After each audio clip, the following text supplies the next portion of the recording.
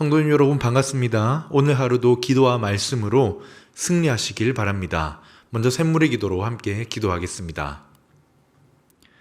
마음 모아 샘물의 기도를 하나님께 드립니다. 내가 산을 향하여 눈을 들리라. 나의 도움이 어디서 올까? 나의 도움은 천지를 지으신 여호와에게서로다. 아멘. 천지를 지으신 창조주 하나님, 오늘도 주의 도우심을 구하오니 우리의 발걸음을 지켜주시고 주와 동행하는 하루 되게 하소서. 교회와 예배를 위해 기도합니다. 이스라엘을 지키시는 이는 졸지도 아니하시고 주무시지도 아니하시리로다. 아멘. 교회를 지키시는 하나님, 우리 샘물교회를 주의 손으로 굳게 붙잡아 주시고 보호하여 주옵소서. 함께 모여 예배하며 기도하기에 힘쓰는 거룩한 공동체 되게 하소서. 예배를 사모하며 예배의 기쁨을 누리며 주의 임재를 경험하는 예배 되게 하소서. 목장을 위해 기도합니다. 여호와는 너를 지키시는 이시라. 여호와께서 내 오른쪽에서 내 그늘이 되시나니. 아멘. 하나님 아버지, 샘물의 목장을 지켜 보호하여 주옵소서. 서로 하나 된 마음을 주시고 사랑으로 용납하며 서로를 위해 기도의 분량을 채워가는 아름다운 모습들을 보게 하소서. 세상에서 얻을 수 없는 가장 귀하고 값진 것을 목장에서 받아 누리게 하시고 목장을 위해 헌신하는 목자들에게 힘과 능력을 더해 주소서. 다음 세대와 청년들을 위해 기도합니다. 낮에 해가 너를 상하게 하지 아니하며 밤에 달도 너를 해치지 아니하리로다. 아멘. 다음 세대와 청년들을 지키시는 하나님, 우리 샘물의 자녀들이 어두운 시대 속에서 더욱 밝은 빛을 비추는 거룩한 자들로 자라가게 하소서. 코람대회 신앙을 굳게 지키며 가는 걸음 위에 주의 복을 날마다 더하여 주소서. 선교와 선교사님을 위해 기도합니다. 여호와께서 너를 지켜 모든 환난을 면하게 하시며 또 내 영혼을 지키시리로다. 아멘. 세계 각지에 흩어져서 주의 복음 전하는 선교사님들을 지켜 주옵소서. 어려움과 문제를 이겨내게 하시고 모든 필요를 채워 주옵소서. 사역 현장에 주의 역사와 영광이 나타나며 귀한 열매 맺게 하옵소서. 나라를 위해 기도합니다. 여호와께서 너의 출입을 지금부터 영원까지 지키시리로다. 아멘. 하나님 아버지, 이 나라를 주의 손으로 지키시며 통치하여 주옵소서. 온 세계가 어려움 속에 있지만 위정자들에게 지혜를 주셔서 국정 운영을 잘 하게 하시고 나라의 안정을 더해 주옵소서. 오늘도 샘물 성도의 하루를 지키시고 주의 뜻대로 인도하여 주소서. 예수님의 이름으로 기도합니다. 아멘. 오늘 우리에게 주시는 하나님 말씀은 미가 1장 1절에서 16절까지 말씀입니다. 유다의 왕들 요담과 아하스와 히스기야 시대에 모레셋 사람 미가에게 임한 여호와의 말씀, 곧 사마리아와 예루살렘에 관한 묵시라. 백성들아, 너희는 다 들을지어다. 땅과 거기에 있는 모든 것들아, 자세히 들을지어다. 주 여호와께서 너희에게 대하여 증언하시되 곧 주께서 성전에서 그리하실 것이니라. 여호와께서 그의 처소에서 나오시고 강림하사 땅의 높은 곳을 밟으실 것이라. 그 아래에서 산들이 높고 골짜기들이 갈라지기를 불 앞에 밀초 같고 비탈로 쏟아지는 물 같을 것이니 이는 다 야곱의 허물로 말미암음이요 이스라엘 족속의 죄로 말미암음이라. 야곱의 허물이 무엇이냐? 사마리아가 아니냐? 유다의 산당이 무엇이냐? 예루살렘이 아니냐? 이러므로 내가 사마리아를 들의 무더기 같게 하고 포도심을 동산 같게 하며 또 그 돌들을 골짜기에 쏟아내리고 그 기초를 드러내며 그 새긴 우상들은 다 부서지고 그 은행의 값은 다 불살라지며 내가 그 목상들을 다 깨뜨리리니 그가 기생의 값으로 모았은즉 그것이 기생의 값으로 돌아가리라. 이러므로 내가 애통하며 애곡하고 벌거벗은 몸으로 행하며 들깨같이 애곡하고 타조같이 애통하리니 이는 그 상처는 고칠 수 없고 그것이 유다까지도 이르고 내 백성의 성문 곧 예루살렘에도 미쳤음이니라. 가드에 알리지 말며 도무지 울지 말지어다. 내가 베들레아브라에서 티끌에 굴렀도다. 사빌 주민아, 너는 벗은 몸에 수치를 무릅쓰고 나아갈지어다. 사안한 주민은 나오지 못하고 베데셀이 애곡하여 너희에게 의지할 곳이 없게 하리라. 마롯 주민이 근심 중에 복을 바라니 이는 재앙이 여호와께로 말미암아 예루살렘 성문에 임함이니라. 라기스 주민아 너는 준마의 병거를 메울지어다. 라기스는 딸 시온의 죄의 근본이니 이는 이스라엘의 허물이 내게서 보였음이니라. 이러므로 너는 가드 모레셋에 작별하는 예물을 줄지어다. 악십의 집들이 이스라엘 왕들을 속이리라. 마레사 주민아 내가 장차 너를 소유할 자로 내게 이르게 하리니 이스라엘의 영광이 아둘람까지 이를 것이라. 너는 내 기뻐하는 자식으로 인하여 내 머리털을 깎아 대머리 같게 할지어다. 내 머리가 크게 벗어지게 하기를 독수리 같게 할지어다. 이는 그들이 사로잡혀 너를 떠났음이라. 아멘. 오늘은 영향력과 영적 책임감이라는 제목으로 하나님 말씀을 나누겠습니다. 오늘의 말씀은 영향력을 가진 사람, 지도자의 위치에 있는 사람들에게 주시는 말씀입니다.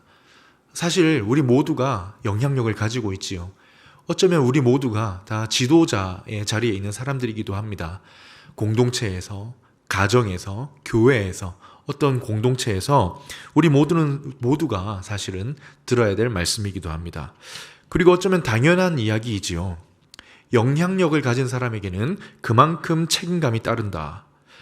가정, 교회 어떤 공동체든 영향력을 가진 위치에 있는 사람은 그에 걸맞은 책임감을 지게 된다는 것입니다. 그런데 오늘 본문에서는 그 중에서 특별히 영적인 책임감을 져야 한다는 것을 기억하라고 합니다. 왜냐? 그래야 이 말씀을 통해 영적인 책임감을 기억할 때 우리가 좀 더 깨어서 하나님 앞에 온전할 수 있기 때문입니다. 그러면 본문을 통해 영향력을 가진 사람이 기억해야 할, 지도자의 자리에 있는 자들이 기억해야 할 영적인 책임감은 어떤 것인가 함께 살펴보는 시간을 갖겠습니다. 첫 번째입니다. 첫 번째는 죄에 대한 책임입니다. 죄에 대한 책임감을 가져라. 오늘 말씀에 이제 미가서로 넘어오다 보니 계속 죄가 등장을 합니다. 심판에 대한 메시지이지요. 이른 아침부터 계속 죄에 대한 말씀이 반복되어 마음이 조금 무겁지만 주시는 말씀을 따라 나누겠습니다. 첫 번째는 죄에 대한 책임. 영향력을 가진 지도자는 그가 행한 선함과 의로움에 대한 상급을 받지만 동시에 그가 지은 죄에 대한 책임이 분명합니다. 오늘 읽은 이 미가 1장은 죄와 그에 따른 심판을 다루고 있는데요. 남유다와 북이스라엘이 범한 죄를 동시에 지적하고 그에 대한 하나님의 심판을 예언하는 것이 1장의 내용입니다.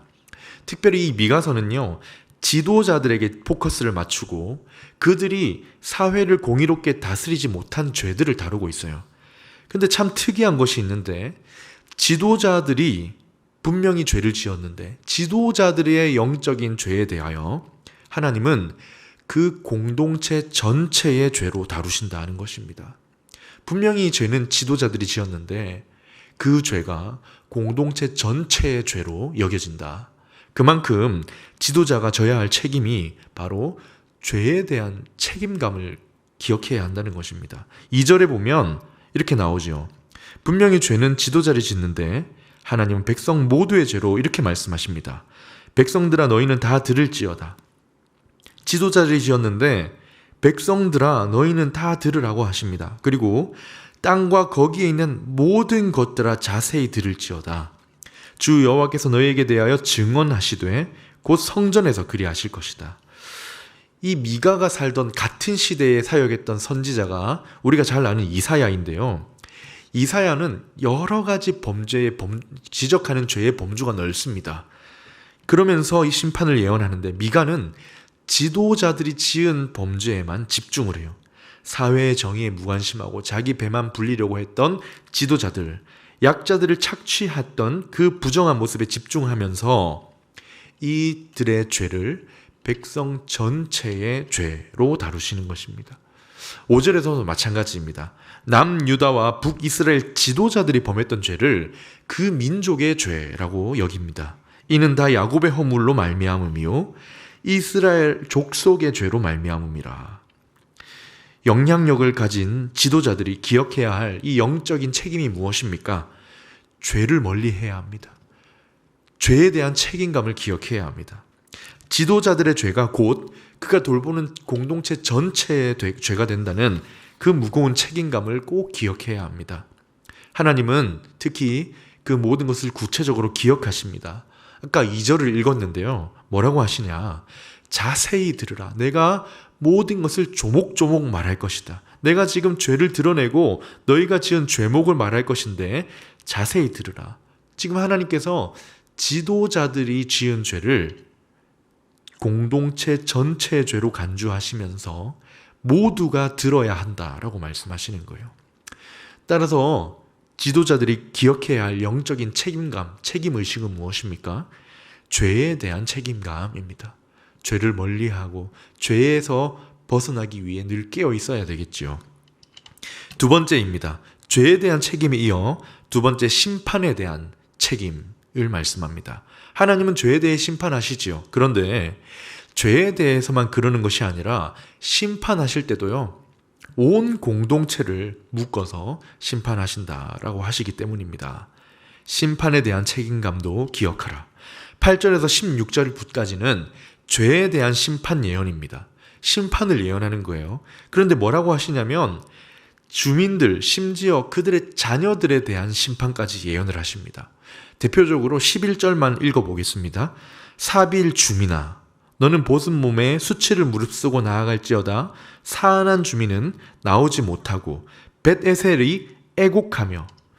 여러분, 지도자들이 범한 죄 때문에 누가 심판을 받고 있습니까? 그 공동체의 주민들이 고통을 받습니다. 그들의 자녀들이 고통을 받습니다. 이게 조금 구별해야 되는 것은 이 구절이 연좌죄를 말하는 것이 아닙니다. 또는 아비의 죄가 그 아들에게 전가된다는 그런 의미도 전혀 아닙니다. 무엇이냐? 지도자가 범한 죄에 대한 심판의 무게를 말하는 겁니다. 심판이 모든 공동체에 미칠 정도로 무겁다는 것을 기억하라고 하시는 것이지요. 16절도 아까 말씀드렸다시피 자녀들도 사로잡혀 갈 거라고 예언합니다. 너는 내 기뻐하는 자식으로 인하여 내 머리털을 깎아 대머리 같게 할지어다. 그들이 사로잡혀 너를 떠났습니다. 아수르가 북이스라엘을 멸망시켰습니다. 그 자녀들을 잡아갔지 않습니까? 그랬듯이 하나님께서 바벨론의 느부갓네살을 보내어 유다의 예루살렘을 치게 하실 것인데, 죄로 인한 심판으로 치게 하실 것인데, 그때 너희 어린 자녀들마저 포로로 끌려갈 것이라는 예언입니다. 요약하면 무엇입니까? 지도자의 자리, 영향력을 갖는 자라는 것은 참 영광스러운 일이기도 하지만 동시에 이 무거운 영적 책임감을 기억해야 하는 자리입니다. 따라서 행사해야 할 권리만 생각할 것이 아니라 뒤따르는 책임감을 기억하여 죄에 대한 책임감, 심판에 대한 책임감을 가지고 깨어 있어야 한다는 것입니다. 어떤 크고 작은 공동체에 우리가 영향력을 가지고 지도자의 자리에 있든 하나님을 경외하는 마음으로 늘 그분의 지혜를 구하며 깨어 있어야 한다는 것이죠. 마지막 세 번째입니다.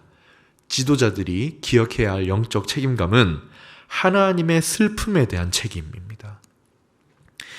지도자들이 져야 할 책임감은 그 공동체가 받아야 할 어떤 죄목과 심판에 대한 책임만이 아니라 하나님의 감정, 하나님이 감당하셔야 되는 슬픔에 대한 책임까지도 져야 합니다. 오늘 8절에 보면요, 이 모든 지도자들의 죄로 인해 심판하시는 하나님의 마음이 너무 아프다고 합니다.